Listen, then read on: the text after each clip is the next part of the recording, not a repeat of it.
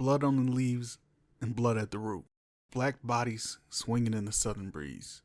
Strange fruit hanging from the poplar trees.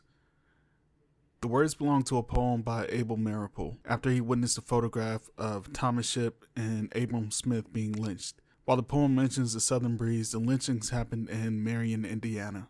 Photographer Lawrence Beitler snapped this photo, not to show the horrors, but because he would sell thousands of copies over the next few weeks. Later, Abel would set his poem to music by his wife Anne Schaefer, who would then play as Lord Duncan, saying, "Strange Fruit was later popularized by Billie Holiday and Nina Simone.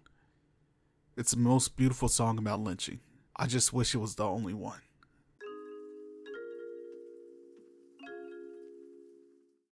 Lynching is unfortunately part of the Black American history. While it may not be as common as the Jim Crow era, it still happens. Like the rest of the Black diaspora, we tend to pass down history orally, and one such way is through song. There have been far too many songs about lynching.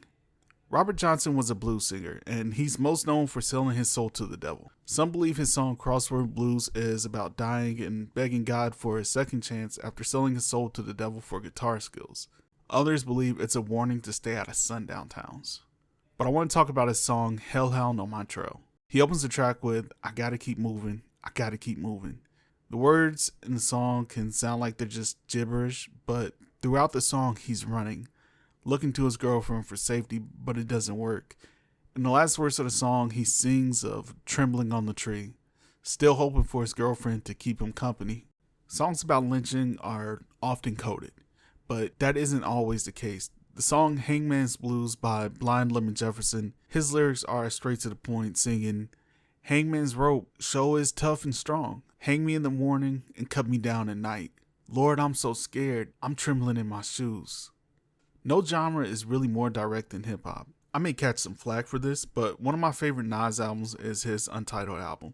Originally called Nigger and sometimes under the title Nas, the album really touched my soul. Throughout the album, he talks about the Black American condition. There are several references to lynchings. One of the first is the most direct, and it's on the second track titled "You Can't Stop Us Now." Nas raps, "I know you're hunger, kid. I know they hung your dad, burnt your mama crib. I know that hurt you bad." Another artist I really enjoy is Big K.R.I.T, who has a song called "Praying Man" that also features B.B. King. Not a sample, he got the real B.B. King. It's on his album Live from the Underground. The song is about Black people. Each verse is from the point of view of a Black person meeting the praying man or Grim Reaper, however you want to interpret it. The second verse depicts the transit from Africa to America. The third verse is an escape from slavery, but that first verse is about a lynching. He raps, "I was on my way to church. I was running late at first, but after all this riffraff here, I missed and it hurts. But what's worse, I'm not sure how long I've been swaying in the breeze, tired of talking to the trees, and you the first praying man I've seen. I figured you'd lend a hand, but I see you got some time. I'm glad you looked up, because most people pay no mind." There is a long and storied history of songs about the horrors of lynching. In 2025, another song about lynching was released. Kurt Jantz, sometimes known as Forgiato Blow, is a musician. He's from South Florida and went to Admiral Farragut Academy. That's a private school. He's released probably hundreds of albums at this point, and they're all about Donald Trump, because this career without Trump did not exist. And during Joe Biden's presidency, it also did not exist. He's a grifter. It's why his content is just angry and full of lies. It's why all the covers are just copies of actual artists. If Drake wants to get some credibility back, he could probably sue, because this dude stole at least 3 Drake covers that I saw. Morally and artistically, he's bankrupt. He released a song called Good vs. Evil with country singer J.J. Lawhorn. In the song, Kurt flatulates lyrics like, "Who would have thought the girl who left the danger in Ukraine would get her life taken riding on the train by a nigger? Hard R."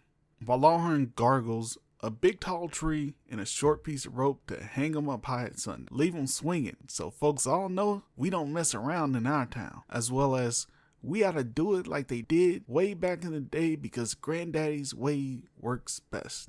It's basically an instructional song to lynching, a bastardization of Black culture and an attempt to call for our demise.